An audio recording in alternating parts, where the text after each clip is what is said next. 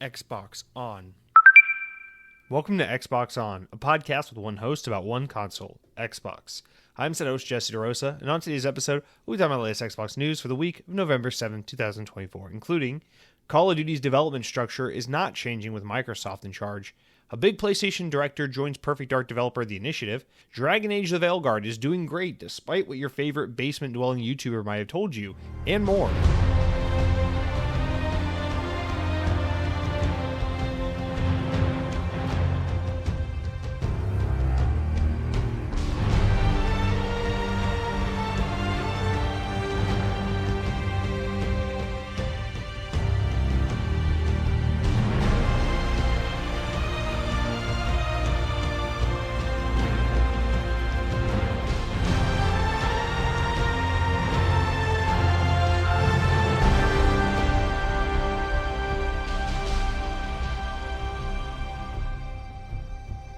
This week in Xbox history, in the year 2012, 12 years ago, Halo 4 was released for the Xbox 360. Now, I know we've done this one before, but I guess I was thinking to myself, there's no rule that you can't have the same game appear in this segment more than once. Listen, this week in Xbox history, 12 years ago, Halo 4 was released. All you gotta know, Halo 4 is awesome. I don't know, I love Halo 4. If you listen to this podcast for a long time, if you've been listening for a long time, you know I have a big soft spot for Halo 4 and 5. I think 343 were on to something great. I liked their interpretation of Halo. That was a huge departure from Bungie's era, and yes, took some very big liberties with the franchise, but I liked those liberties. I liked the direction they were headed before they decided to backstab it with Halo Infinite and just try to do a Star Wars thing. But anyway, I like that game a lot. I love Halo 4. Halo 4 is always such a fitting game. Or not always in this specific environment, it's such a fitting game because for good reason, I always remember that November of 2012 because it was the combination of the Wii U launching, Halo 4 coming out, Black Ops 2 coming out, and the 2012 election, which was like the first election. I was like, ooh, I'm old enough to vote. Although I think I was like too young by like 5 months or something like that, and I didn't vote. Anyway, doesn't matter. It feels, kind of like, oh, how fitting right now, 12 years ago, Halo 4, 12 years ago, Black Ops 2, where are we today? Black Ops 6, new presidential election. It's that time of year. It's the time of year to vote for a president, to play a Black Ops, to play a Halo, if it's, whatever. Maybe not Halo, because Halo just kind of does whatever the fuck it does now. It just ports itself into Unreal Engine and puts itself on the PlayStation, I guess. I don't know. But Halo 4, I can tell you this much. In 2012, I knew. Nowadays, I don't know. Everything's fucked. I don't know anything. But in 2012, we knew. We knew Halo 4. We knew. Didn't fucking matter with the election because I was like, was I 17? Yeah, so I was 17 in 2012, right? Yeah, because my birthday's in April and I was 17 during the Mitt Romney, Barack Obama second term election. So yeah, I was like 6 months or something too young to vote. Yep, so I didn't vote, and I remember being like, I don't gotta worry, I'm too young to vote, fuck that. Halo 4, Nintendo Wii U, Call of Duty Black Ops 2, that's all I was focused on. You know what else? There's one other thing I was focused on amidst the political turmoil and my inability to vote due to my age. There's one more thing. No, it wasn't Halo. No, it wasn't Call of Duty. No, it was not the Nintendo Wii U. But the election may have tipped you off. You say, what was that other thing? New Super Mario Bros. U, idiot. The only launch game worth a damn on the Wii U. Actually, it's not true. Zombies U is okay. Game's it gets forgotten, but it was good. Anyway, guys, welcome to Xbox On Podcast. Mike Clark writes in and says, Xbox On Podcast. Indulge in the Halloween spirit with a pumpkin spice latte and sugar spree. Then play the mystery game of why are my pants suddenly snug? Oh, man, that's a game I've been playing for like the past 5 months. Well, it's funny how fast things can just be like completely aged out of relevancy, because last week you wrote this comment like right after I recorded the podcast because I had to record a little early, and so I wasn't able to read it, and last week was Halloween, and then this week it's like, dude, Halloween was like a year ago. We're talking about the election now. It's Thanksgiving. It's Christmas. What are you talking about? Halloween. And then you look at a calendar, you're like, oh shit, Halloween was like last week. What the fuck? Very weird how time moves like that. Mike Clark, have a good day. Big penis man. Guys, let's talk about some notable games releasing this week. There's only one one that I feel we have to mention. It's Slitterhead from Boca Game Studios. Now, this game is being directed by, I forget his name, but he's the creator of Silent Hill 2. This is the Silent Hill guy. This is his newest game. It's Slitterhead. It's this horror action game that was announced like 4 or 5 years ago that we've seen odd ends and bits of here and there, but it's mostly been pretty silent since it was announced. And I want to say it was announced at like the PlayStation 5 reveal in 2020. It's been a while. But yeah, this game's finally out. Apparently it's not doing too hot with the reviews. People say it's pretty mid, as children would say these days. Young children might say mid. You would say, "Hi, young child, how is your McDonald's French fries?" And that kid would say, "Mid. And you'd say, "Well, young child, what can I get you that wouldn't be so mid?" And you would say, "I want to drink Logan Paul's energy drink. I want to eat a Mr. Beast chocolate bar because that's real sustenance. McDonald's French fries are for stupid 90s kids." To which I would say, yes. We did grow up on McDonald's chicken nuggets and French fries because we were well adjusted and they didn't try to water down our Happy Meals with apple slices back in those days because we were real American children. We were, we weren't no kid left behind. It meant that every Happy Meal would have a bag of Legos and fucking 1,200 calories. Anyway, Slitterhead's coming out. I don't got any interest or love for this game. I got nothing to say. I just know it's like, hey, that's the Silent Hill guy's new game. It's $50, so it's already they're clearly aware that it's somewhat of a budgety game. And I thought I read somewhere some headline where he was like, "Yeah, we know the game's rough around the edges. It's supposed to be, or whatever, whatever." He's like, "We're Costco guys. We like our games rough around the edges." That's what he said. Probably it was translated from Japanese, so I don't remember. But anyway, you guys, welcome to Xbox On. If you can't tell, it's one of those weeks where I'm delusional and we're just keeping the pace going because it's like 9:00 at night and I don't even know what's happening right now. But I am excited to talk to you about, especially the games I've been playing, but some of the news this week. Let's just get into it. Call of Duty is all the rage right now. Starting off with our mildly amusing stories. Now, Jez Corden on his Xbox 2 podcast had this following little excerpt regarding the Xbox handheld that we know is all but confirmed, imminently releasing in the next year or two, give or take. So, that's imminent, relatively speaking.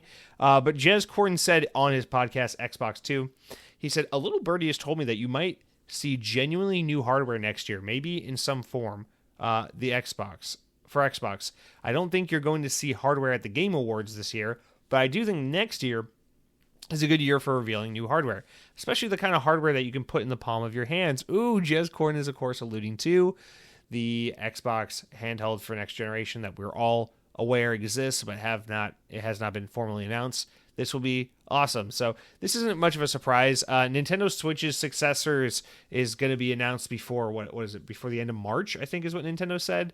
So they're basically going to do a repeat of, speaking of like that deja vu election feeling, how is it that the 2016 election happens, everyone taken by surprise, months later into the new year, Nintendo goes, "Here's the Switch." And then the same thing happens again this year, leading into next year with the Nintendo Switch 2. Why is it that Nintendo is like, "Hey, we're going to put out a new video game handheld hybrid dockable tablet thing, but only every time Donald Trump wins a presidential election"?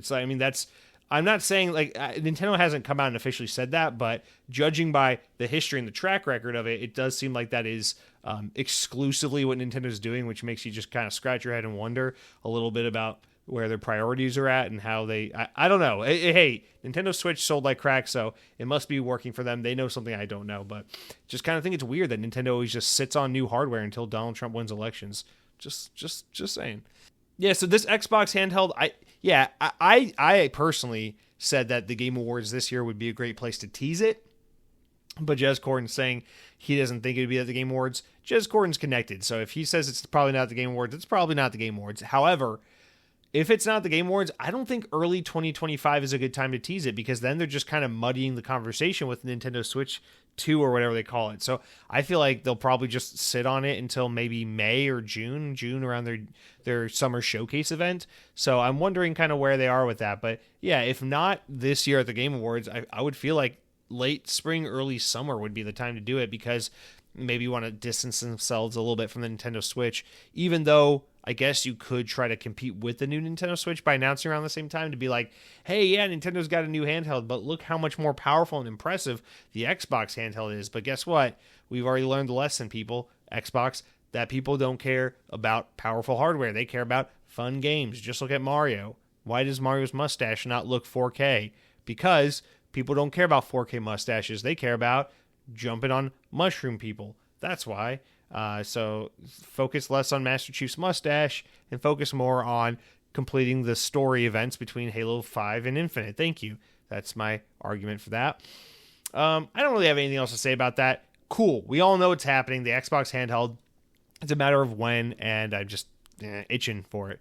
So moving on, PureXbox.com talks about how a Reddit post might suggest that Age of Empires 2 might be the next Xbox game that comes to PlayStation.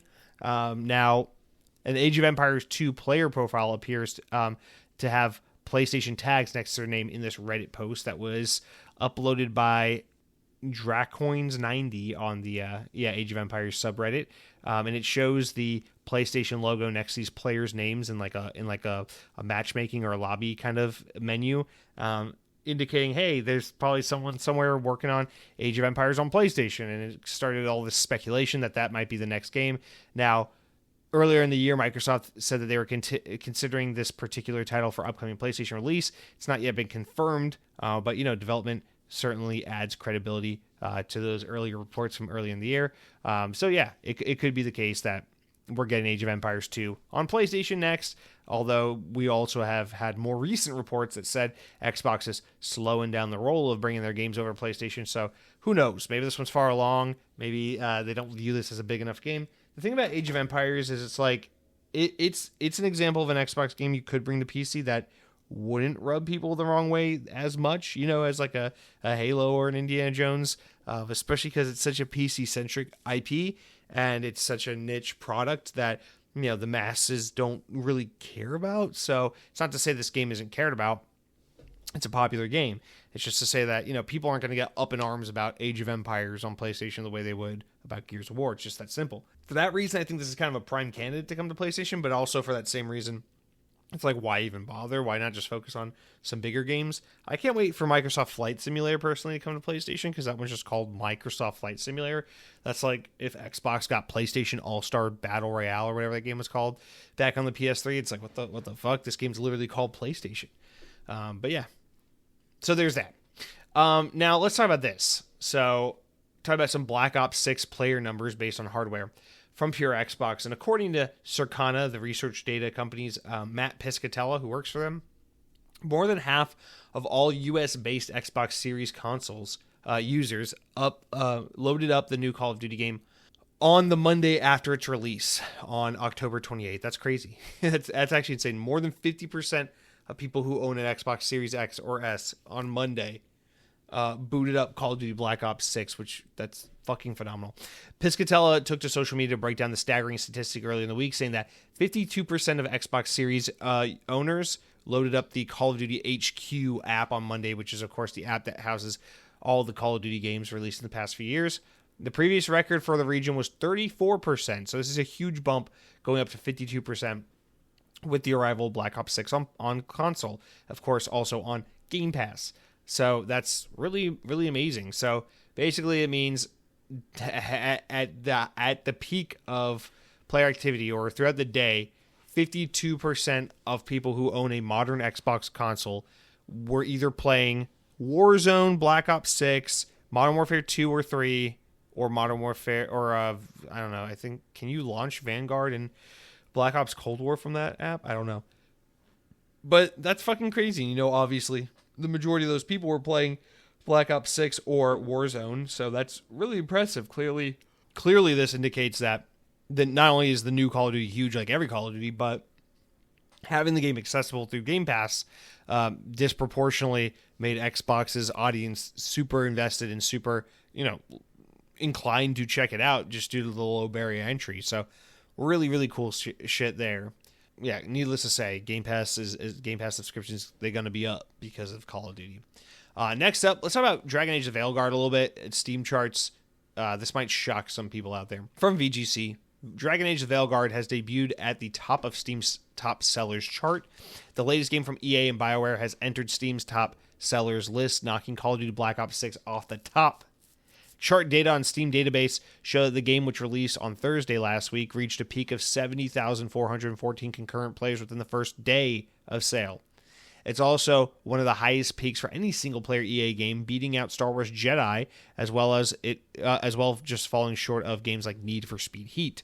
So clearly this is one of the big recent releases for EA. Clearly this game is doing quite well, at least initially. Clearly this is a game that there is a market for and people are responding positively to. Their reviews are overwhelmingly positive, but not like super positive, I should say. They're overwhelmingly like good and up. Like I feel like everyone who is reviewed this game is like, hey, the game is at worst a 7, at best a 9, and that's pretty fucking good. So it looks like the overall reaction to Dragon Age: The Veilguard is we like this game, and I just want to say to all the people out there who are doing like this game is woke, this game is dead, no one wants this shit, I guess you're wrong, because clearly people fucking want this game. Now, I know there's just a lot of controversy surrounding this game. A lot of YouTubers are up in arms about it because they love the engagement bait. And I know there's a lot of people who are like, the game went woke, blah, blah, blah, because like the director of the game is a trans person. And so people have to have heat with the game over that. And I know there was some controversy months ago about like, I don't know, there's a character creator in the game and you can like, one of the ways you can customize your character is you can add scars from like from from body changing surgeries, and just all this nonsense that just has people up in arms. Now, one way you could make fun of this and be genuinely like have a point is apparently the game is pretty cringy with some of its writing, trying to inject some like modern social commentary and word phrases and grammatical syntax usage in a way that doesn't necessarily work with the medieval fantasy dragons and dungeons and elves and elks and shit setting of like a Dragon Age game. And so from that point of view, it's like, yeah, you can laugh at a game with bad writing and just that comes off kind of tone deaf by sounding like it's taking place in 21st century San Francisco and you're a bunch of fucking blue knight elf fucking daggers and treasure chests, whatever the hell you do. So yeah, I mean, that's fine, but it seems like overwhelmingly people who are playing the game are saying, hey, this game's pretty good, and I like the game as someone who likes video games called Dragon Age. So from that perspective, it's just cool to see BioWare have a hit. They really haven't had a hit since Dragon Age Inquisition in 2014, because you got to think, after Inquisition was Mass Effect Andromeda in 2016? 17, 16, 16. And then the following year, Anthem, and both of those games were bombs. Then they had that Mass Effect collection a few years ago, but that was just a collection of old Mass Effect games. So they haven't really had like an original new game kind of hit for them in a long time. So this is really exciting to just see them have their moment, and I'm happy for them from that perspective. And the game's doing well. Players seem to be enjoying it. So to all the people out there who are like, the game's woke, the game's fucked, the game's, no one wants to play this game, the game's a failure. It's like, you're wrong. People are, for the most part, pretty fucking normal, and they pick games based on what looks fun to play. And clearly the market is responding to this game and saying, hey, that looks like a fun game to play. And so they're jumping in, and it even knocked Call of Duty Black Ops 6 off the top spot for new releases, which goes to tell you a lot, because Black Ops 6 is doing quite fucking well. All right, and wrapping up our opening news segment, we got some good Final Fantasy news for Xbox fans. Series producer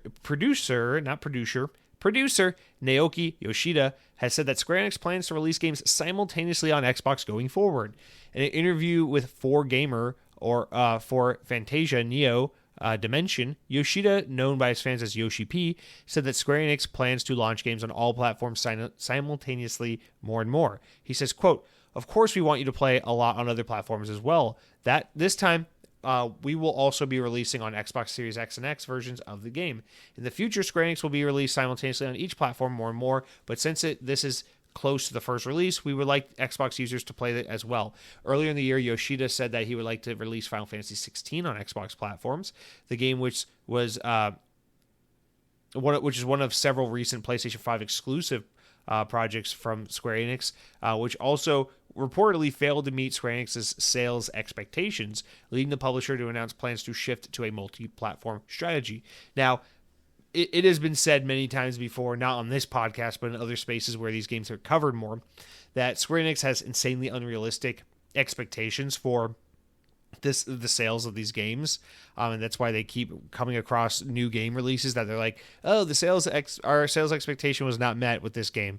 But that being said, it has led them to say, okay, we need to sell more copies of these games we're making, and thus brought us to a point where they're saying now we are not going to neglect Xbox when it comes to new Final Fantasy games, and that right there is just all right with me, because I would love to see how the fuck we're going to get this new Final Fantasy VII Remaster series on Xbox, because I'm still open to playing it, and yeah, I could play it on my PC, but on principle alone, because we were told this fucking game would come after a limited time exclusivity on PlayStation, just because of that marketing and that poor communication there, I refuse to play these games until I can play them on Xbox.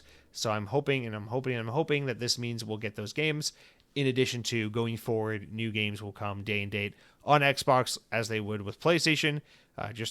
Dude, why did we get away from this? I don't understand. Like, PlayStation was the home for Square Enix during like the PS1 and 2 era, but like in the 360 era, we got Final Fantasy 13 and all its many sequels day and date on Xbox, and then the Xbox One era, we got Final Fantasy 15 and all those other spin-off games day and date on Xbox. So like, why did we just stop doing this?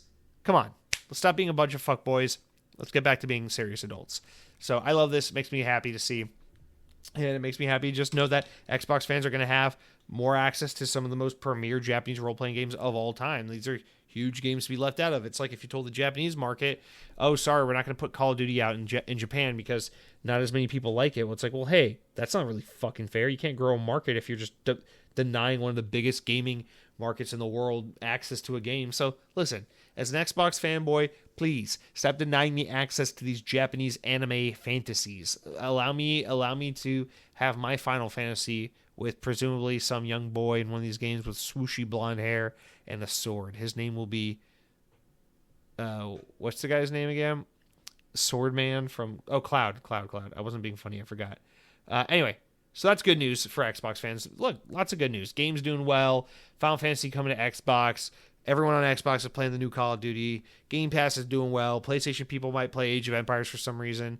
Xbox handheld hardware being shown next year. It's a good time to be a person who plays video games for fun or for a living or for fun living.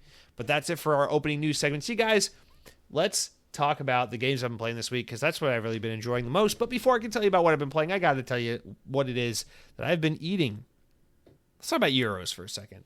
First of all, if you're one of the people that calls a gyro a gyro, wrong. You have the internet. Figure out how to use it. Figure out what you need to say. Do not rely on others to hear the way they say it and to imitate. It's called a euro.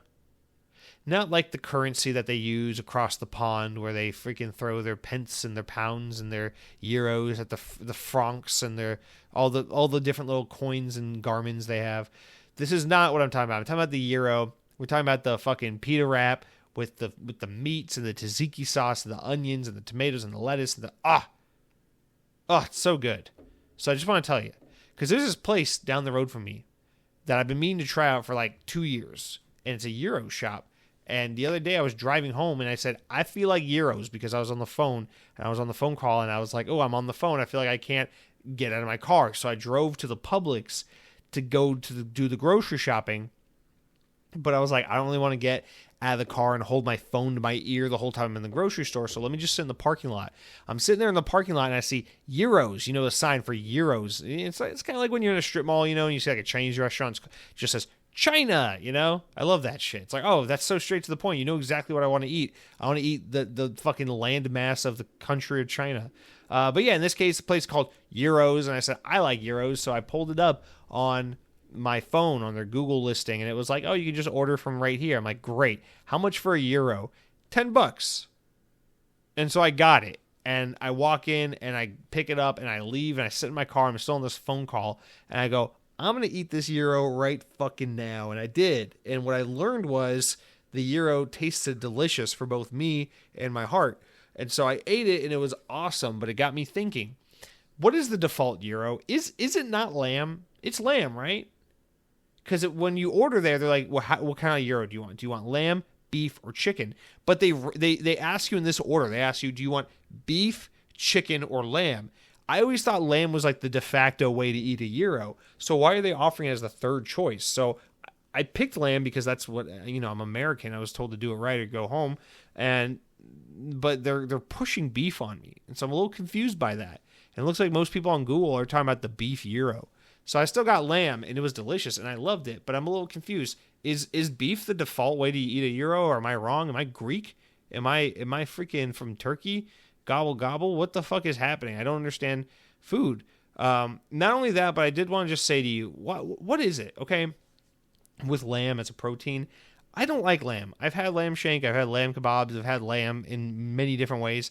The only way I can eat lamb and really enjoy it is in a gyro. You give me a lamb gyro, I'm happy as a pig eating shit. I think the expression is a pig in shit. I don't know. But you give me lamb any other way that's not gyro like, and I just don't care. I want my lamb on a spit, shaved thinly, thrown into a pita wrap with tzatziki sauce. And if you're not going to give me that, kindly fuck off, is what I have to say to you, lamb.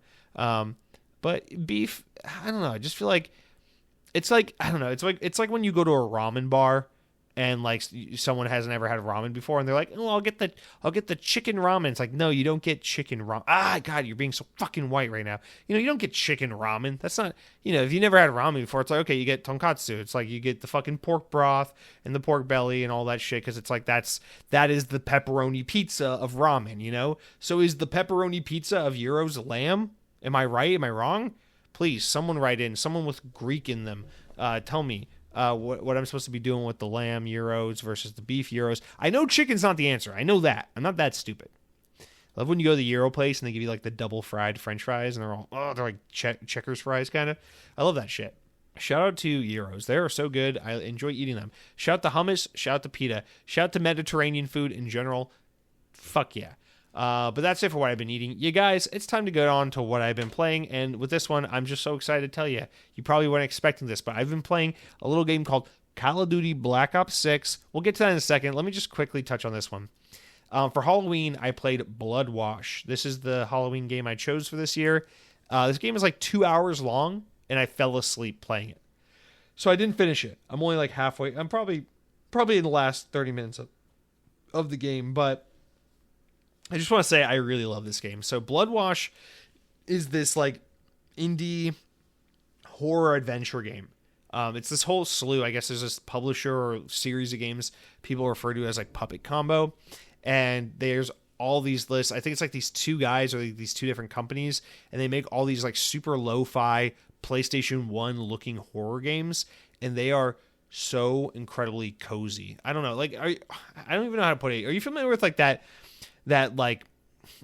trend? I don't even know what you call it, but it's like liminal space, where it's like sometimes it's a music playlist, sometimes it's just like background images, or it's just like I guess it's a feeling of that can be evoked by an image or a sound or a sight of some sort.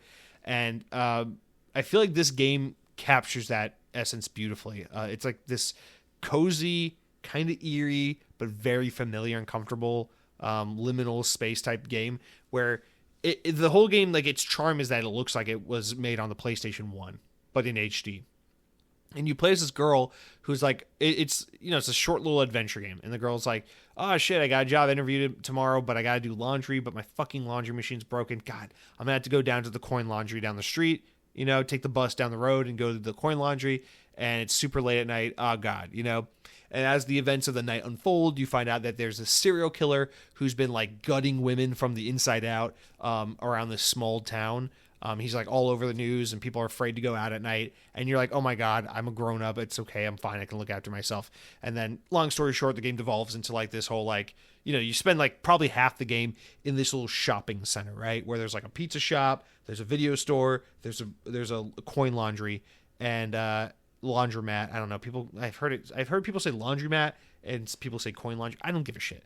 But you spend like half the game there, and it just like slowly evolves from like just normal night to just kind of a little creepy to like something weird's going on to like, oh God, there's a killer chasing me. And this game is so good. It's so funny. It's so charming.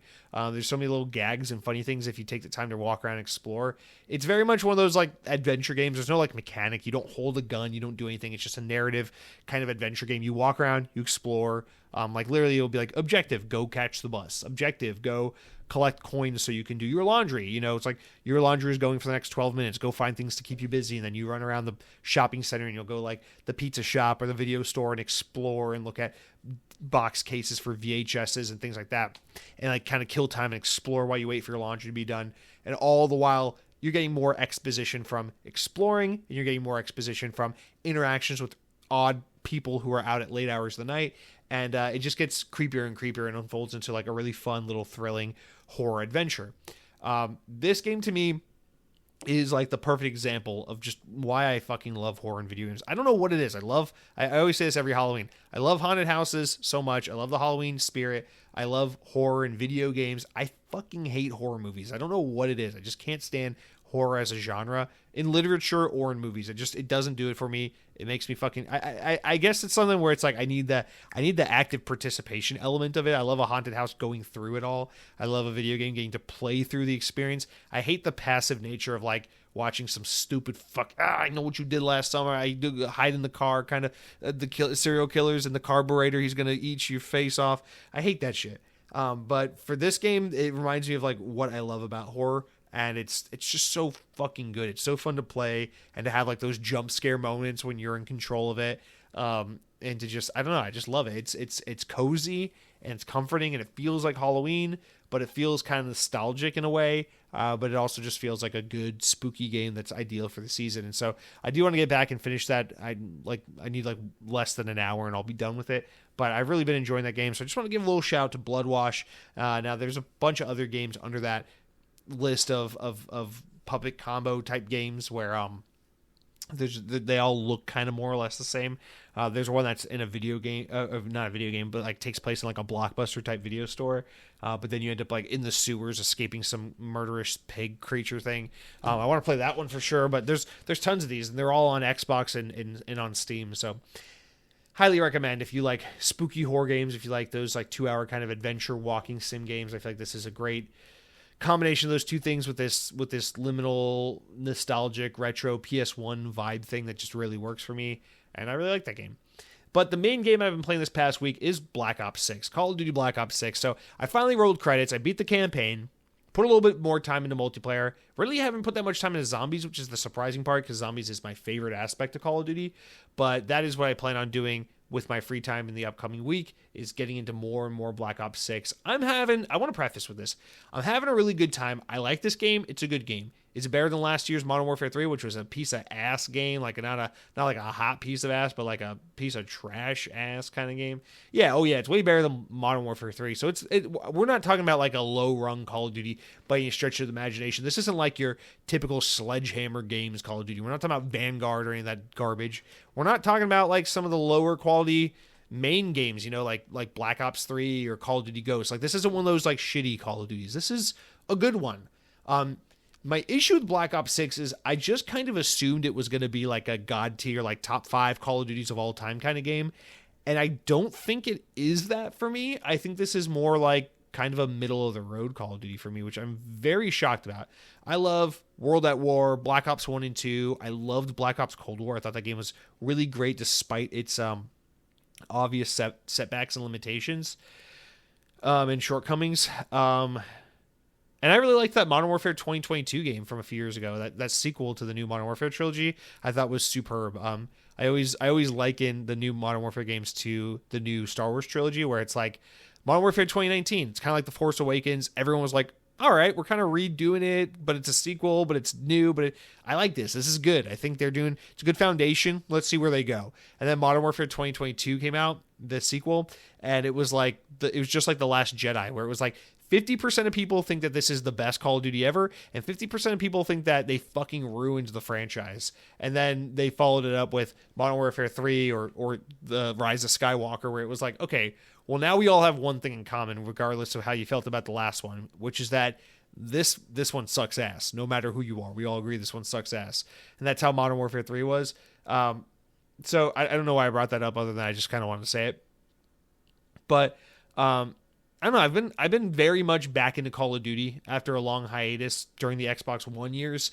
This generation, I've just been very much back into Call of Duty, and it's been fun relearning to love this series after it being such a seminal part of my late middle school and high school experience. And then just falling off of it all throughout, the end of high school, throughout all my college years and everything. And then just kind of coming back in this new era of Call of Duty. It's been a good time. But what I've really learned is that Treyarch has always been the best Call of Duty developer. They always make the best games.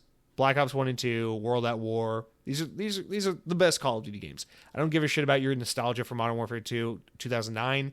That game is great, but it's not Black Ops. That's all I got to say about that. So with that said, I guess I'm just trying to paint the picture to show that I'm a big fan of Black Ops. I think highly of this sub-series. I think highly of Call of Duty in general. I think these are superb shooters that sometimes get a bad rap just because of how present the series is. It allows no one a chance to miss it, and therefore everyone likes to dog on it because it's this constant thing that's always going to be there every year. And so, people like to wash their hands of it and say, oh, Call of Duty is this thing for kids, or it's this thing for like casual gamers or people who just play Call of Duty, maybe people who also play like Madden or 2K. But it's like, it's not like a real gamers game. Fuck that. Call of Duty is a hardcore gamers game. It just has mainstream appeal like Grand Theft Auto. I think Call of Duty is like Grand Theft Auto in that way. It's a game that the most hardcore players play, and it's a game that the most casual players play. Everyone likes Call of Duty, so just don't be a hater. Call of Duty is good shit. But that being said, some Call of Duty is better than others. It's like pizza. Some pizza's amazing, some pizza's bad, but it all tastes good, right? And that's kind of how I feel about Black Ops 6 a little bit, where it's like I was expecting this to be some of that god tier pizza, but it's like good, not great pizza, or not. It's better than that. It's pretty good pizza, but it's not the best pizza. It's not bad pizza either, because Sledgehammer makes the worst pizza. But let me get more into it. So I guess I just kind of assumed, wow, the first Call of Duty with a 4-year development cycle, this game's going to be fucking crazy, right? Because they had all the time of the year to really take risks and have new and innovative ideas and execute on them and polish the game up and make it super content complete. Because if you look at like the issues people have with modern Call of Duty games, it's like, well, game development is harder, more expensive, time consuming, and it requires more manpower than ever before. So people play a modern Call of Duty game, they're just like, wow, I just wish there were more maps. I wish the campaign was longer. I wish there were more features. I wish this was more fleshed out. I wish this wasn't so buggy, right? Because it's like, if they only had a little bit more time, this would be like this. This would be like this. This would be longer. This would be better. This would be better balanced, right? But with Black Ops 6, the whole thing that makes it so appealing is that they had the time to do it all, right? And so coming into it with the longest campaign in a Call of Duty game in God knows how long, maybe ever, it's like an 8-9 hour campaign. It's a pretty lengthy campaign. That's awesome. 16 maps at launch for multiplayer. Hey, that's pretty awesome. 2 full-fledged zombie maps at launch. Hey, that's pretty fucking awesome. The game is super polished. It plays really well. Obviously, there's always some tweaking and balancing to do once you release a multiplayer game into the wild and let the public have it, of course. But like, this game is pretty damn polished and pretty much a content complete, feature complete, rich, fully packaged, ready to slap a $70 price tag on it and sell it to your grandma for little Jimmy for Christmas kind of game. And for that, I really applaud them. They nailed it.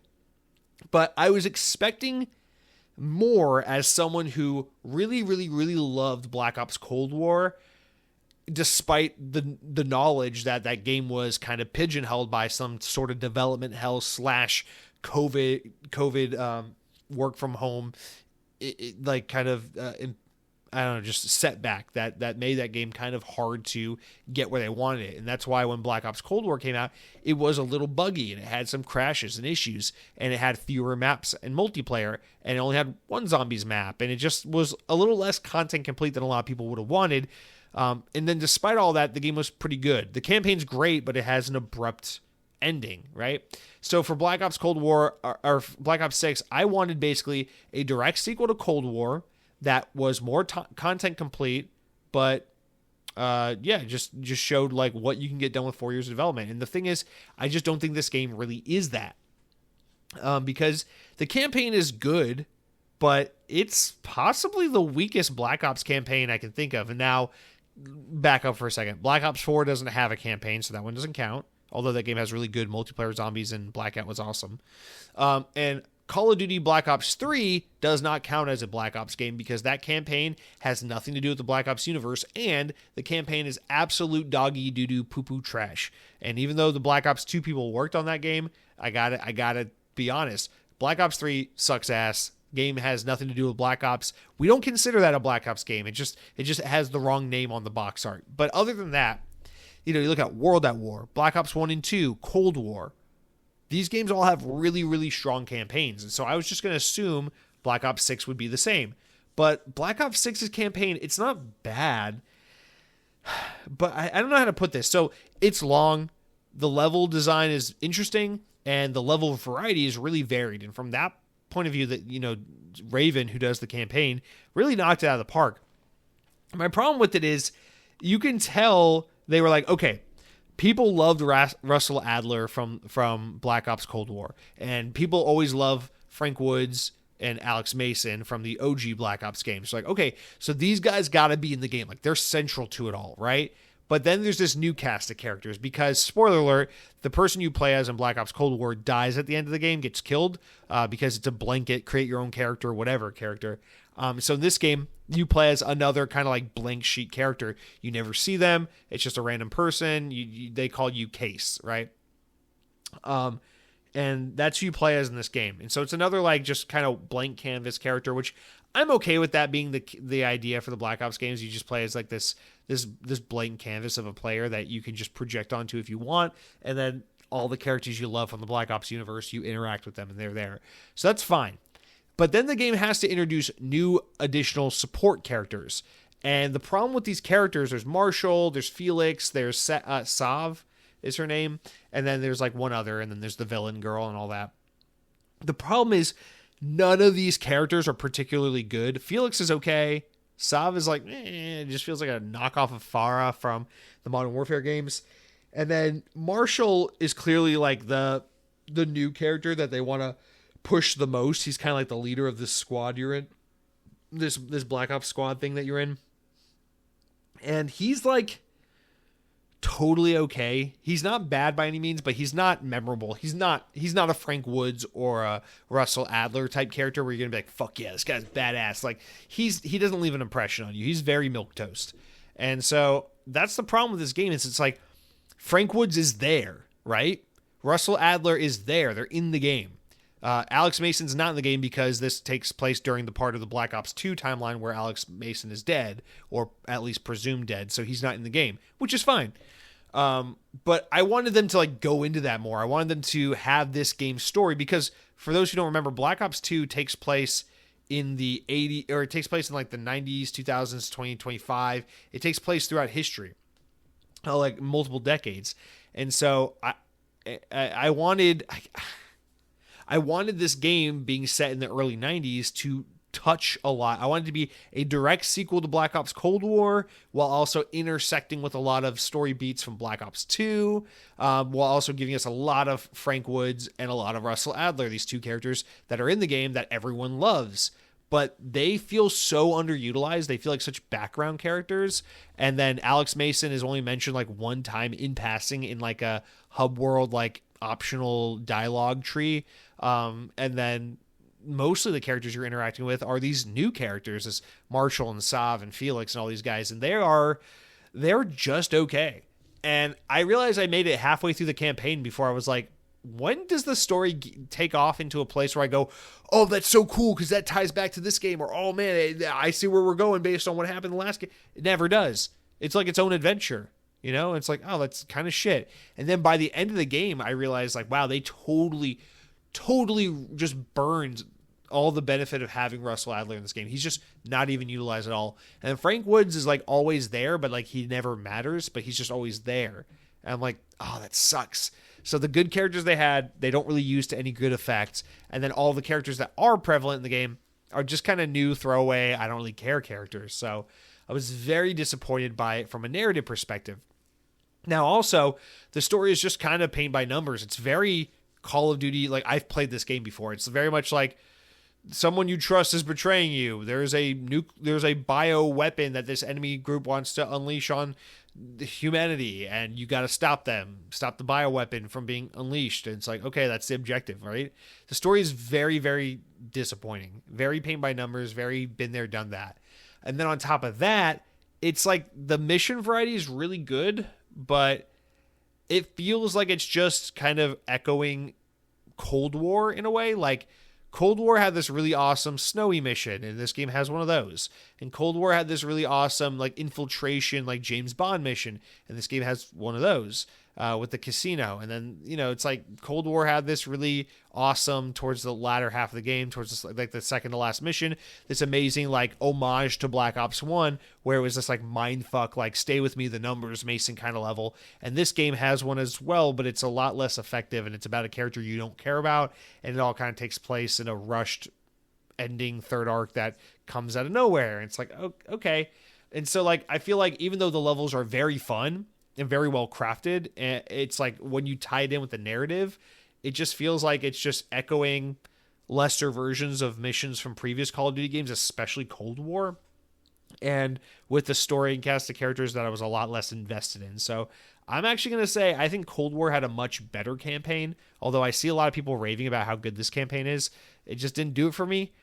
It's not bad by any means, but it's nothing particularly compelling, and maybe repeat playings will make it grow, more and more on me over time. But that first playthrough, I was like, okay, there are some really cool moments towards the end. The mission design, level variety, and everything's really strong. The gunplay is great. The game feels great.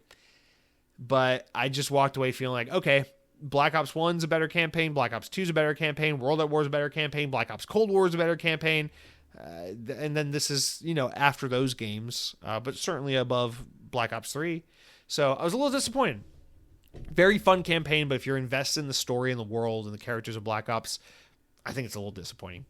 Then there's the multiplayer, and I have kind of a similar thing with it, where it's like, all right, the multiplayer's fun, the guns are there, it's fun and everything, but like the maps don't really look like Black Ops maps. They kind of look like Modern Warfare maps. They're a little dull, and it's like for a game set in the 90s, they really sure as hell didn't take advantage of like the 90s aesthetic, because nothing really feels like it's the 90s. You could just tell me it's modern day, brown, sandy, fucking Middle East, nothing land. And it's like, oh yeah, I'd believe it, Even the campaign, it's like, I just feel like they could have done more to like capitalize on the fact that, it's the 90s, and Black Ops Cold War did like an amazing job of capitalizing on like, hey, it's the 80s. Here's Ronald Reagan. Here's a shopping mall. Here's neon lights. Here's new wave bands. Here's bomber jackets and shit like that. But like Black Ops Cold War or Black Ops 6 is just like, hey, it's the 90s.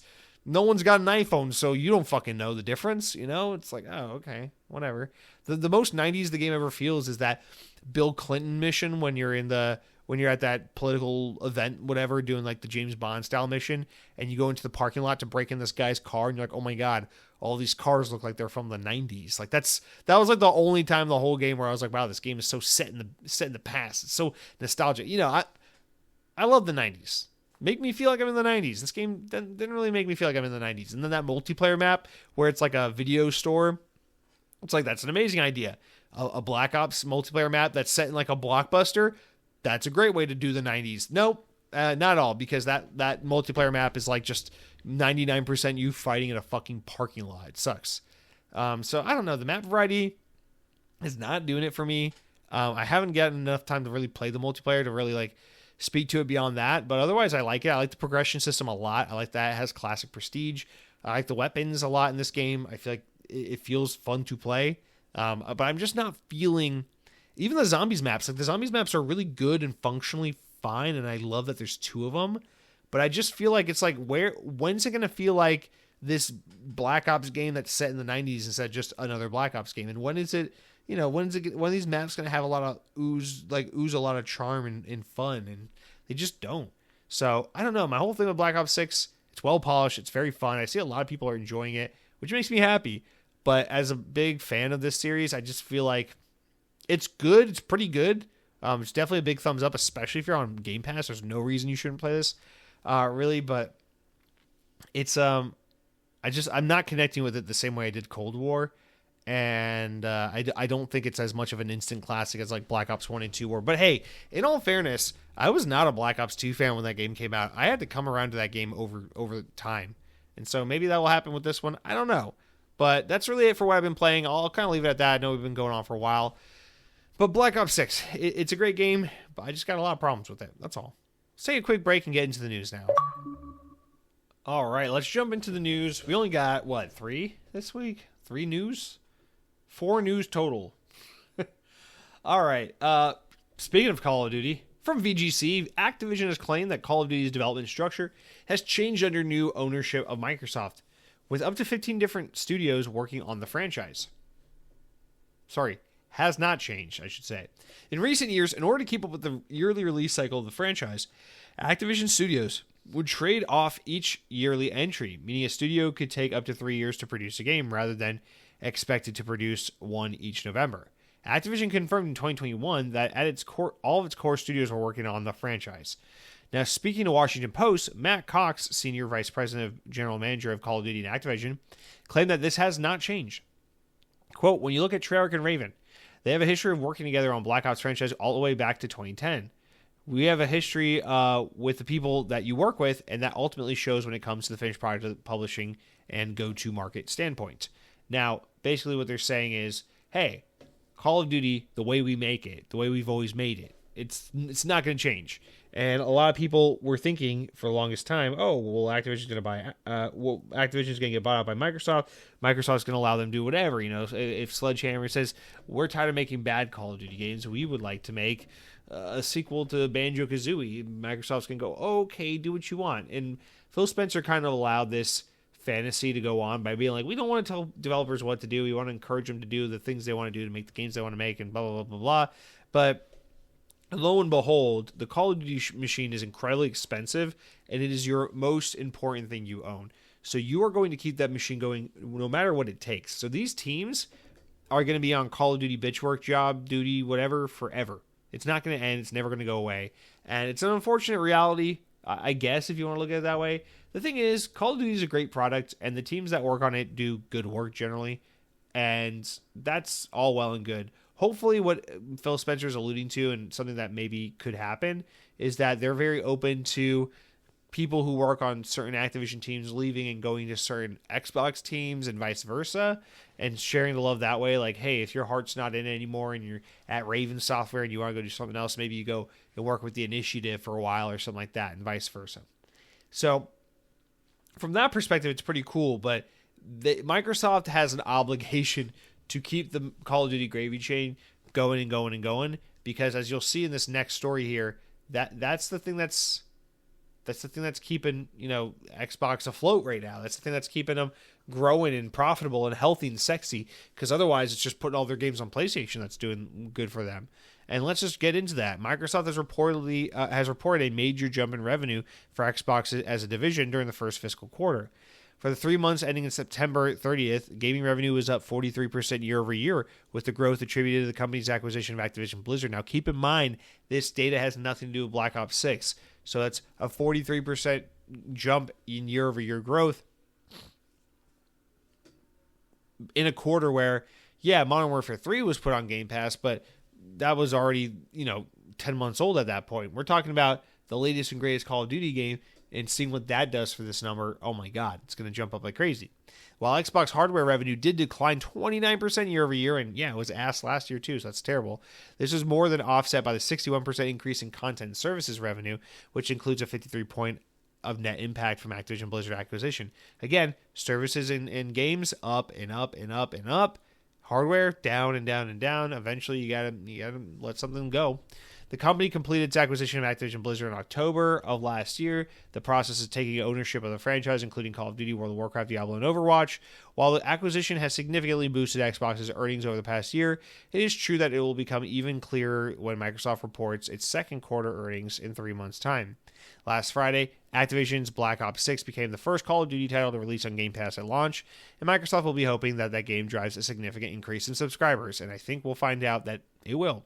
But just important to keep in mind here, Call of Duty is an absolute goldmine that they cannot afford to not make a primary focus and effort on. And then two, games and services is the number one goal at Microsoft for gaming, and the hardware keeps going further and further into this background area. So yeah, I know we're gonna get another generation of hardware, but beyond that, I worry. I really do. Next up, the creative director of PlayStation's Wolverine game has joined Xbox's The Initiative to helm the Perfect Dark reboot. As reported by GameFile, the game designer Brian Horton, who has previously named publicly as creative director of Insomniac's Marvel Wolverine game in 2021, left the studio this summer. Wolverine is now being led by design duo behind 2021's Ratchet and Clank Rift Apart, with creative director Marcus Smith and game director Mark Daly. It's claimed that Wolverine's previously announced game director Cameron Christian will reportedly remain at the studio in a different role. According to the game file's sources, the change in leadership for Wolverine is the result of creative decisions around the game. The game's previous creative director, Horton, blah, blah, blah. We don't have to get into that because that's more PlayStation. Here, this is interesting. Game's previous creative director, Horton, who previously helmed Spider-Man Miles Morales in 2015's Rise of the Tomb Raider, has joined his fellow Crystal Dynamics alumni at Xbox's The Initiative. So, Horton will be bringing his wealth of experience and to the upcoming reboot of the classic Secret Agent series, an Xbox rep confirmed to GameFile. So, this is, it's important to remember. So, The Initiative is kind of this smaller shell team that's shepherding the IP, and then Crystal Dynamics is kind of doing a lot of the development of the game. And so it's important to note that, I forget what the guy's name is. Darren Gallagher. Yeah, that's his name. So Darren Gallagher used to be the studio head at Crystal Dynamics, and then he went over to The Initiative. And so he brought Crystal Dynamics on as a kind of support team doing a lot of dev work on the game. And we keep seeing a lot of his people kind of come back and come into the fold and get included on the project. And it seems like what's happening is Daryl Gallagher is basically saying, all right, Brian Horton, it is time to come back. I'm calling you back to the nest. Mama Bird is saying it's time to fly back home, and he's being called to this project. They must have offered him something he couldn't refuse. But yeah, I mean, if you're a PlayStation fan, or if we're a PlayStation podcast, we were talking about that. The bigger story technically here is how this does not bode well for this Wolverine game, because you don't want to lose your game director in the middle of development. It's your game designer or your creative director. That's like, it's like a movie losing its director halfway through. It's like, yeah, maybe you lose like a script writer during filming because he already wrote the script, and you got other writers who are there to tweak things in between, right? So it's like nothing to freak out about. But if a movie loses its director in the middle of production, it's like, okay, something's wrong here. And so that spells trouble for Wolverine. But we're not a PlayStation podcast, so we don't need to get into that. More so, what's interesting here is how the Initiative keeps poaching talent. And while Perfect Dark is still like a year or two off, 2-ish years off, it is interesting that it keeps having big moves like this late into its development as well, which makes me wonder, like, that vertical slice we saw, that gameplay showcase earlier this year, that looked so good. Is that not indicative of where the game is at as a whole, or is that game still in a stage where it needs high-end talent to come in and overhaul major aspects of the game? Because I also wonder what this kind of move could mean for Perfect Dark, needing someone of this magnitude to come and step in and help this far along in development. So I do wonder that as well, but of course, very interesting. It does seem like there's this repetitive thing we're seeing where very important people from Crystal Dynamics past keep coming back to the Initiative because Brian Gallagher says, it's time to come home, baby bird. Let me vomit into your mouth as a means of feeding you. And that is, I think, what we're seeing here. So, cool. Hopefully it means Perfect Dark's an even better game. Sorry for Wolverine. Of course, we want that game to be great as well. But yeah, that's it. And then lastly, as a wrap-up story, guys, let's just talk about Game Pass updates for the month. So the following games will be coming soon to Game Pass throughout the month of November. Metal Slug Tactics will come to Cloud Console and PC. It's a day one Game Pass game on November 5th, so it's out now is the time you're listening to this. Go Mecha Ball is now including Game Pass Standard along with Harold Halibut, The Rewinder, and Turnip Boy Robs a Bank. But also available day one on Game Pass are the following two games, which come out on November 7th and 19th, respectively. Those are Goat Simulator Remastered and Microsoft Flight Simulator 2024, first party game, or second party game, technically. November 19th, so that's a day one Game Pass game. So November's got some notable releases, although nothing, we're here, we're waiting on Stalker in a few weeks, which is not, where is Stalker? Stalker's Game Pass game. And then, of course, Indiana Jones in December. Now, the following games, with every game that we get throughout the month, we also have to lose a game. So leaving Game Pass on November 15th will be the following titles: Dicey Dungeons, Dungeons 4, Goat Simulator, because it's getting replaced with the remaster, Like a Dragon Ishin, which I haven't even played yet, Like a Dragon The Man Who Erased His Name, which I haven't even played yet, Persona 5 Tactica, and Somerville, which I haven't even played yet. Fuck, those are like 3 games I want to play. Awesome. But yeah, so that's it, guys. Let's wrap up real quick with the important enough news stories. Stories important enough to make the podcast, but not important enough to warrant our own discussion. So we got here that Halo Infinite, its latest major update, will introduce classic Halo 2 maps to the game, as well as that third-person mode that we talked about a couple weeks back. Operation Great Journey is now available ahead of the 20th anniversary of Halo 2. So there you go. They got legacy weapons. Ooh, they got that freaking MA5K Avenger, which is inspired by the Halo 2 SMG. I gotta get back to Halo Infinite. That sounds fun. Next up, Activision's released a teaser video for Black Ops 6 Season 1. It offers glimpses of 3 upcoming multiplayer maps made available, as well as a new Zombies multiplayer map and Warzone maps. So they're teasing all the new shit. Of course, these updates are free. Next up, Hogwarts Legacy. WB has provided an update on plans to release a sequel to the Smash 8 game. They said, obviously, a successor to Hogwarts Legacies are one of our biggest priorities in a couple of years down the road. So they said during this Bank of America conference that they are looking to do a follow-up, and he adds that the sequel will share some big picture storytelling elements with Warner Bros. Television's upcoming Harry Potter series, which will hit HBO Max in 2026.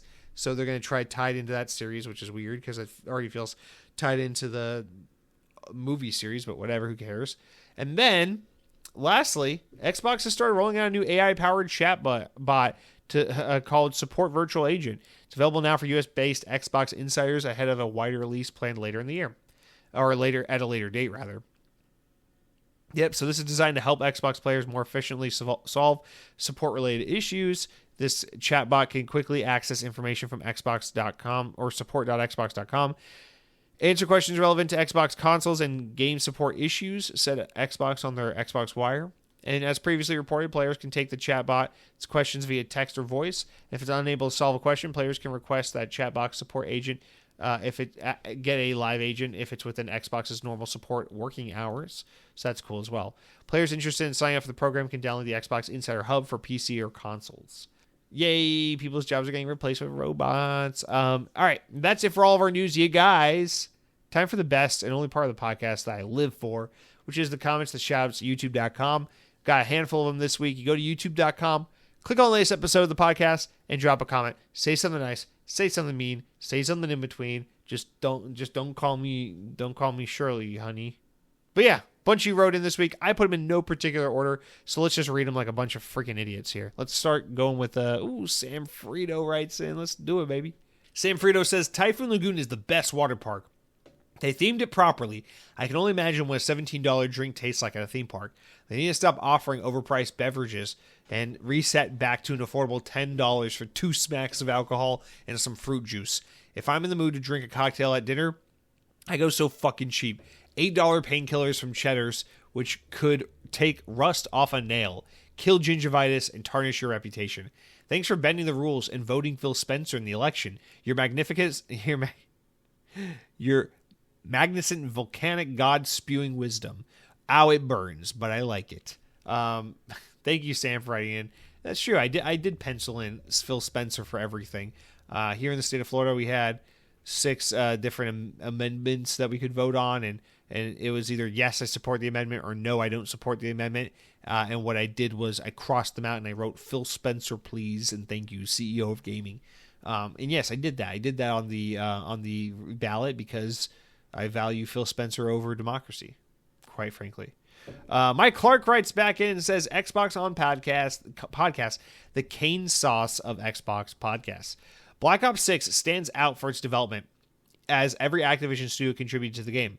While some may debate the efficiency and the talent utilization, the game is sure to delight audiences. Well, hey, there's some relevancy to this week's discussion. Let me retry it. Lately, I've been on a gaming spree, diving headfirst into the mountain of games I've been hoarding. Warhammer 40k Space Marine, Rise of the Tomb Raider, nailed them. They're the cream of the crop, the creme de la creme. Pure gaming gold, and just as I've been basking in the glory, Jesse rolls in, eager to chat about Sunset Overdrive. So now it looks like Sonic and Shadow Generations are getting benched a bit longer. Thanks, Jesse. Dude, more games, more problems. That's what I'm telling you, man. There's always something to play. People always bitching about how there's no games, and I don't understand these people. They're fucking idiots. So many games to play. Enjoy them all. Regarding Sega, has any other studio publisher tried to match their pace of hit titles in 2024. Titles such as Like a Dragon Infinite Wealth, Persona 3 Reload, Unicorn Overload, Super Monkey Ball, Banana Rumble, and Shin Megami Tensei Vengeance, Metaphor ReFantazio, and Sonic X Shadow Generations represent an impressive lineup akin to an entire console generation for Microsoft. Ha ha ha. Kudos to Sega for all their achievements. Great show, Jesse, and may all your Sonic ops come to fruition. This is a great question and observation, really. A couple Japanese developers are doing this. Square Enix is kind of doing this, but with a lot of remasters. Capcom's kind of performing really well as well. I just feel like it's a thing a lot of Japanese publishers are seemingly able to do, and I think a large part of that just honestly has to do with the fact that play a lot of Japanese games, and you'll notice, not all, but a lot of them, a common theme is that there is an emphasis on making games within a reasonable time frame and for a reasonable dollar amount. You look at Sega. Sega has a very AA approach to gaming.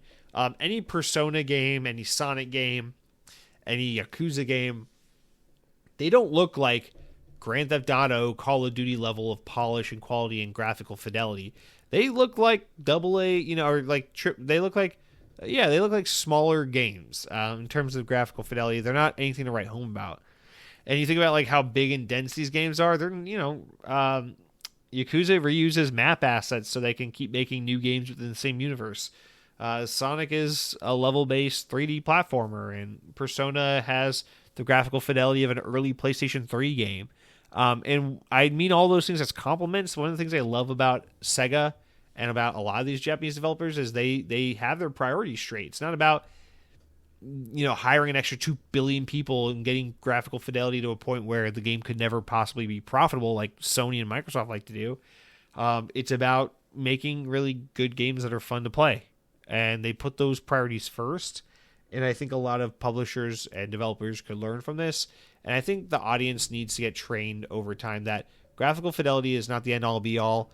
Big maps, you listen to Ubisoft, big maps for the sake of having places to walk around and explore are not the end-all be-all. What we need to focus on is great gameplay mechanics, great storytelling, and just making games that are under a reasonable budget and made in a reasonable time frame by a reasonable number of people so that you don't have to fucking shoot for the stars in order to reach financial success and job security. So it's a great observation, and I think it's something a lot of companies in the industry could really learn from. All right, Tim R. comes in and says, you talking about wearing skinny jeans reminds me it's super cool to see baggy jeans coming back into fashion. My nostalgia for Jenko jeans is since I'm a little older. My nostalgia is for Jenko jeans since I'm a little older. I don't miss the skinny jeans trend, but I can't appreciate that other people will. They're wrong, but nobody's perfect. Yeah, and I commented back. Respect. Who gives a shit? But to each their own. It's just, it's funny how it is the same thing, right? Every generation just kind of gets nostalgic for their generation, and it's like you can relate to people from other generations on your shared nostalgia, even if what you're nostalgic for is different. But it's something like you just don't really understand until you get older. It's funny how that works, because I never saw myself as becoming that guy who's like stuck in his old way. And whatever. I like the new stuff. I'm cool. There's some modern fashion trends I'm into, although not generally as much as the stuff that was big when I was younger. But, like video games, for example. I love the video game industry. I think, great video games come out all the time. I'm happy with what we get year in, year out from video games, and I'm up to date with that stuff. I'm not like forever playing Gears of War 2 because I can't accept where gaming has headed, the past 5 years. So I'm not like that out of touch, but yeah, there is just something to that like people get somewhat stuck in their way. Like music from the 90s and 2000s to me is just like always going to be the best 2 decades for music. And I think skinny jeans and emo hair looks fucking great, even though not everyone can pull it off, and it definitely hasn't aged well for most people's opinions, and you definitely don't see it these days. Kids like to dress like they just fucking raided a Goodwill and got broccoli hair off of Fortnite. But hey, one day those kids will be nostalgic for that look, and there will be a new group of kids as they start aging up that will say, you guys look so stupid, you should be wearing moon shoes, because in the year 2034, cool kids wear moon shoes. If you wore Crocs when you were a kid back in 2024, you were so dumb. You were so, those have aged so badly. We wear moon jackets with our moon shoes because everything about 2034 is about getting to the fucking rock in the sky that's got nothing going on but just causing some waves in our oceans. Really, that's it. That's the future. So Tim R, thank you for writing in, and God bless. Parksy writes in, long time since we heard from you, buddy. Welcome back. Michael Pachter. It's pronounced Pachter. You're welcome, Jesse. I don't even know who you're referring to, but thanks, Parksy. Thanks for coming back for the first time in a long time just to correct me. That's what you British people do, isn't it? It's because you're so busy fucking eating your fish and chips, fucking rain, and cars that aren't built as well, and crumpet and brakes and proper vacation time and all the rest, that you just got to sit and listen, wait for me to make a mistake so you can correct me. But you never write in to just say, hey, Jesse, hope you're doing well. I miss you. How's the cat? You never write in for that, Parksy. And so I'll remember that. I'll find your podcast. Maybe I'll find out where you work. Probably at fucking a bank because I watch Mary Poppins and I know how you British people are. But you probably work at a bank, and I'll show up at your job, and I'll just wait until you count all your pence and tuppence wrong, and then I'll correct you on it, and then you'll feel silly, and then you'll go, wow, I know how Jesse feels now. And then you'll maybe think twice about it and go, maybe next time Jesse comes to the UK, instead of having to bully me and wait for me to fuck up while I count my pence or tuppence or quid, you could maybe take me to Southampton, and we could join hands together and walk aboard Royal Caribbean's Anthem of the Seas and go on a 14-night transatlantic voyage together. You know, maybe we could go see Barcelona or fucking, I don't know, Greece or some part of Europe together. It'd be nice, Michael. It'd be nice. I'm sorry. Your name's Parksy. Michael Pachter is the guy whose name I pronounced wrong. I'm so sorry. I'm so sorry, Michael Parksy. I'm so sorry, Parkinson's. I'm so sorry. I'm so sorry. Thank you for writing in, Parksy. Have a great week. Be good. Sam Frito comes back with the burrito and says, see, they absolutely knew making a $300 console and a subscription for $20 or less is just scientific. Gamers in Florida are solar panels for Microsoft. Easy money. What? Gamers in Florida are solar panels for Microsoft? Easy money. I gotcha. They've held me for 6 years. Shh. I get 3 months codes from the CD deals on the web for $10 a month. Screw the Matrix, power for me, naked stewing body. Did they recently do something to crack down on that? My friend was telling me about that, how they cracked down on that for something. I don't know. Shout out to you for still able to make it happen. Here we go. Cronky says, I have a collection of those NEC alien models, totally not action figures, that says, wait, this is a response to a different comment. I'm a fucking idiot. Okay, here it is. Those responses are supposed to go to this comment. Cronky wrote in and says, I feel like you're way too doom and gloom about Xbox and Game Pass. Game Pass is I can't believe I never made this mistake until now. Game Pass is probably incredibly profitable, and I'm betting that Xbox as a platform as a whole is too. Game Pass has like 30 million subscribers, right? Every 3 months, it's like 30 million in sales for a premium game. PlayStation doesn't get remotely that kind of revenue. Also, I saw headlines for Black Ops 6 was outselling Modern Warfare 3 by like 60%, so I feel like they're rolling in it now. And I said, I will bet you my Mountain Dew collection that Game Pass is a money sink. And you said, I have a collection of those NECA alien toys, totally not action figures. That says that kind of revenue outpaces game development costs, especially considering that these games still sell copies. Well, we're not going to get into this argument again because this argument's happened many times before in podcasts, but I will just agree to disagree. I do not think Game Pass is profitable. I can't imagine it is at all. With the number of teams Microsoft owns and the cities these teams are in and the amount it costs to fund these buildings and house these or offer healthcare and benefits and competitive salaries for all these people, I just do not believe it. But teach their own. Cronky also says, I got redacted since it's tied into the Callisto Protocol universe. Honestly, feels like it wasn't marketed as I had never heard of it, but that being said, it's a very Hi-Fi Rush kind of vibe with the music and style. It's actually pretty fun. I hope they do more games in this universe since they never greenlit a proper sequel. Yeah, me too. I'm glad you like it. I want to give it a go as well. Tim R says, Happy Halloween from the West Coast. Tim R, where on the West Coast are you? Are you in Arizona? I wish I lived in Arizona. My girlfriend does not want to go to Arizona, but I would like to at least visit Arizona, maybe convince her slowly over time that we need to go to Tempe, Arizona so we can watch the Roadrunners because they no longer have an NHL team. What do you think about that?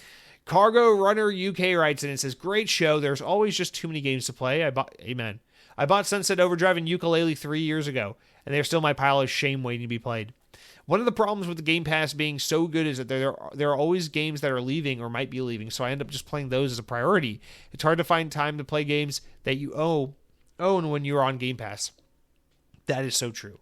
Amen to all of that. I literally want to play Somerville now just because it's leaving Game Pass, which would throw off the other games I want to play because that's what Game Pass makes you do. It makes you prioritize games you otherwise wouldn't have played. But yeah, man, that is so fucking true, Cargo Runner. There's nothing to say about it other than facts. We're gonna have to read a little faster. I'm starting to get like a headache just from exhaustion, so we gotta keep the pace going. Sam Frito comes back and says, I liked the Oppenheimer movie, but only because Florence was the bomb. The rest of it feels less Oscar-worthy and rather sucky. But if a movie tie-in game was made, which you had to hide components to make a stupid fat man from Oppenheimer and you played Einstein with a photo mode in bars, this could have been more memorable. It ain't fair. What was the last movie game you played? For God's sake, don't say Spy Kids 3 for Game Boy Advance. I can confidently say I never played Spy Kids 3 for Game Boy Advance because I played Spy Kids 3 on Nintendo DS. No, I never played Spy Kids, but I can look up the last movie license game. Let's see. That's a great question, actually. What you can do is you can go in the Game Pass app and you can go to your achievements and it will show you in order the last games you've played. So let's scroll until one of them is a movie license game. Marvel Midnight Suns doesn't count because it's not, based on like a show or a TV show or movie or anything like that. But it's a license. So that's not really what we're looking for though. I know what you mean. Here, like 2 months ago, dude, I played the Cars Mater National on Xbox 360. It was backwards compatible.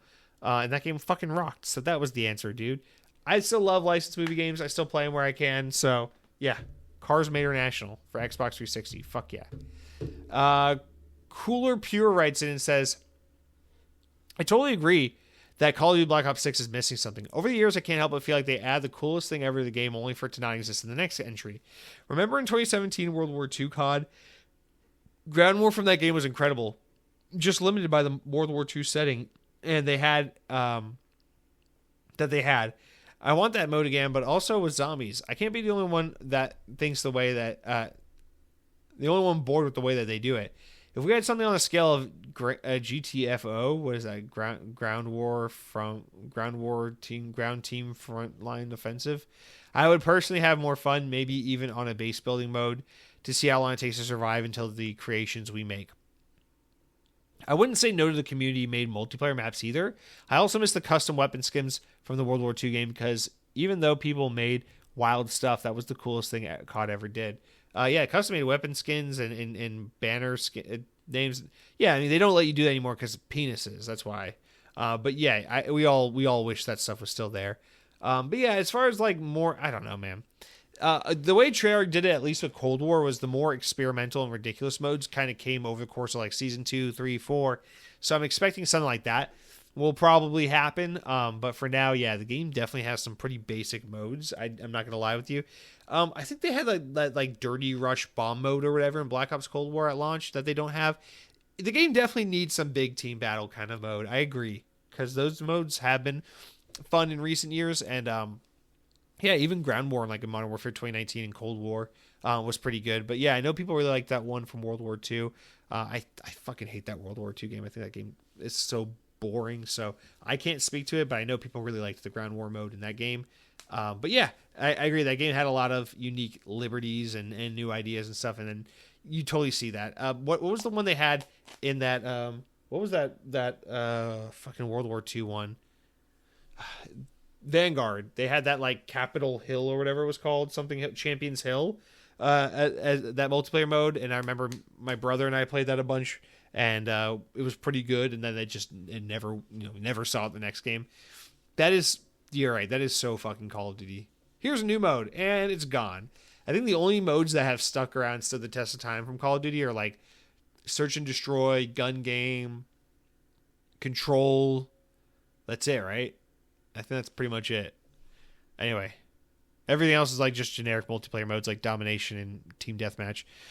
Tech Daddy writes in and says, I'm back. What I missed? Tech Daddy, how you doing, little sweet little baby? Good to see you, man. Hope you've been well. And speaking of people I hope have been well, Way the Loud rounds us out and says, us? Oh, you remembered our anniversary, Jesse. I love you too, man. No, I love Connect. You gotta learn to enjoy new things. Take it from an old guy. I love new things. I realize I must come off away in this podcast where it sounds like I'm so nostalgic for 15 years ago and I hate everything else. But I love modernity is great. Don't get me wrong. Mitsubishi, they making great SUVs. Fucking Xbox, I love Xbox. I love video games. I think great video games are coming out all the time. I'm very content with video games and modernity. Good music still comes out. Fucking, they're building a Cars ride at Magic Kingdom. I'm good. Like, things are good. Like, modernity it's fine. You know, we're getting good shit these days. But, you know, I'm also nostalgic for the past as well because it's a little bit of balance. It's okay to be nostalgic. You just got to have a healthy relationship with it. And I think in this podcast, I play it up because it comes up a lot and because we get to talk about the past of Xbox and that stuff reminds me of better days. But in my day-to-day life, I generally try to focus on the here and now and what's ahead. Life's great, dude. Things are good. I'm not just saying like my life's great, but I'm saying like life's great. Like in the year 2024, there's just so much good shit for the modern human to engage with, partake in, just be grateful for and be a part of. So yeah, shit's good. Even though they gutted out all the fucking charm and fun of the Chuck E. Cheese, the Blockbuster, and they replaced it with soulless, brick-like hipster warehouse feeling of an Apple store, doesn't mean that everything sucks. It just means that those things suck. But in 1990, we didn't have Marvel Snap for Android and iOS. So it all balances out, really. Guys, that's going to do it for the Xbox On podcast. Thank you so much for listening. Be well, be kind, and until next week, power your dreams. Oh, and also, 5-star reviews. iTunes, whatever service you use, 5-star reviews. If you have an inclination to leave like a 3 or a 4-star review, just don't do it. Don't waste your time. 5-star reviews, nothing else. Be well, take care, eat delicious food, power your dreams.